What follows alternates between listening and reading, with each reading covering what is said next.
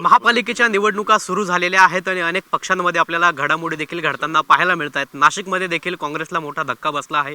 काँग्रेसच्या अनेक पदाधिकाऱ्यांनी पक्ष सदस्यत्वाचा राजीनामा दिलेला आहे. त्यापैकी आपल्यासोबत काँग्रेसचा त्यांनी राजीनामा दिला ते राहुल दिवे आहेत. भाऊ, आपण काँग्रेसचा राजीनामा दिलेला आहे. हो, मी आज काँग्रेस पक्षाचा राजीनामा दिलेला आहे आणि निश्चित दुःख आहे की ज्या पक्षामध्ये मी अनेक वर्ष काम केलं, इमाना इतबाराने काम केलं, आजपर्यंत पक्ष शिस्तीची कुठलाही भंग होईल अशी माझ्यावर कधीही कारवाई झाली नाही आणि म्हणून निश्चित मला दुःख आहे.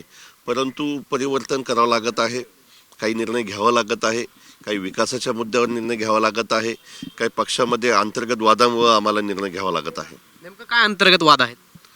अंतर्गत वाद म्हणजे काही नाशिक महानगरपालिकेच्या ज्या काही स्थानिक निवडणुका आहेत त्या स्थानिक निवडणुकामध्ये अनेक पक्ष आम्हाला सोबत घ्यायची होती.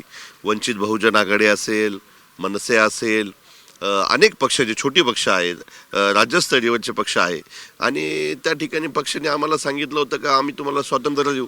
नंतर आम्हाला सांगितलं का नाही तुम्हाला निर्णय घेता येणार नाही. आणि मग जर आमच्या मनाप्रमाणे किंवा मतदारांच्या मनाप्रमाणे जर आम्हाला त्या ठिकाणी साधं पॅनलची निर्मितीसुद्धा करण्याचा अधिकार नसेल आणि एकीकडे आपण सांगायचं की आपला लोकशाहीचा पक्ष आहे आणि लोकशाहीमध्ये आमचं मत मांडण्याचा अधिकार जर नसेल तर मग सगळ्या कार्यकर्त्यांनी ठरवलं का आपण पक्षाचा राजीनामा दिलेला बरा. आता आपली पुढची भूमिका काय असणार? निश्चित आमची भूमिका पक्ष बदलाची आहेच. आमचे कार्यकर्ते आज आमची सगळ्यांची मिटिंग या ठिकाणी संध्याकाळी आहे आणि कार्यकर्ते सांगतील त्या पक्षात आम्ही जाऊ. आपल्याला कोणत्या पक्षाकडनं ऑफर आली आहे? नाही, मला डायरेक्ट ऑफर आलेली नाही आहे ना, माझं डायरेक्ट कोणत्या पक्षाशी बोलणं झालेलं आहे. परंतु कार्यकर्ते मंडळी काही लोकांशी बोलत असतील तर त्याचा खुलासा संध्याकाळी होईल. आपलं प्राधान्य कोणत्या पक्षाला? जे कार्यकर्ते सांगतील तो. नक्कीच आपल्यासोबत राहुल दिवे होते. आता जे कार्यकर्ते सांगतील ती पुढची दिशा ठरवणार असल्याची माहिती त्यांनी आपल्याला दिली. कॅमेरा पर्सन कुशल पाटीलसह पवन येवले, TV9 मराठी, नाशिक.